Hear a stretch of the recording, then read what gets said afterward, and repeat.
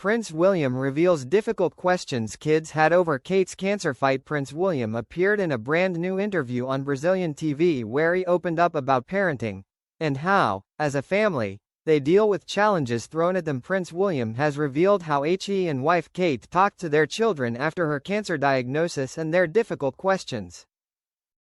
During his trip to Brazil, William opened up in yet another candid interview with TV host Luciano Huck, where he spoke about his Earthshot Prize Awards, which were held in Rio de Janeiro last week. The TV host also quizzed him on parenting, alluding to the brutal year William and his family had endured last year, when Kate was diagnosed with cancer. Kate revealed her diagnosis in March 2024 before embarking on a course of preventative chemotherapy, which was completed last summer. At the beginning of this year, she told how she was now in remission, and in the interview, William shared how every family has its own difficulties and challenges, and he added that he and Kate had decided to talk about them with Prince George, 12, Princess Charlotte, 10 and 7-year-old Prince Louis in an honest way. He revealed, "I think it is very individual and moment dependent as to how you deal with those problems.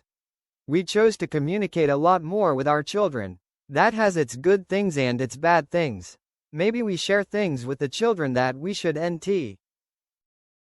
But most of the time, hiding stuff from them doesn't work, and so explaining how they feel, why that's happening, giving the mother viewpoints as to why they might be feeling like they are. Sometimes it helps give them a bigger picture so they can relax more into it rather than them thinking, what are you hiding? What do I not know? Why is that happening?"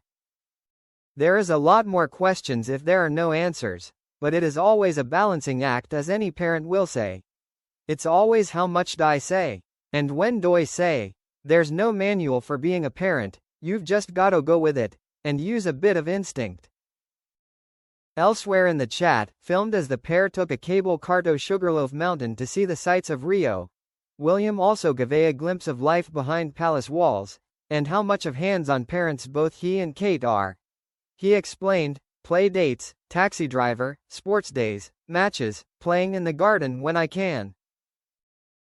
I do the school run most days, I mean, Catherine and he share it, but she probably does the bulk of it. Buddha did admit there is one aspect of parenting, which is not easy, the issue of mobile phones.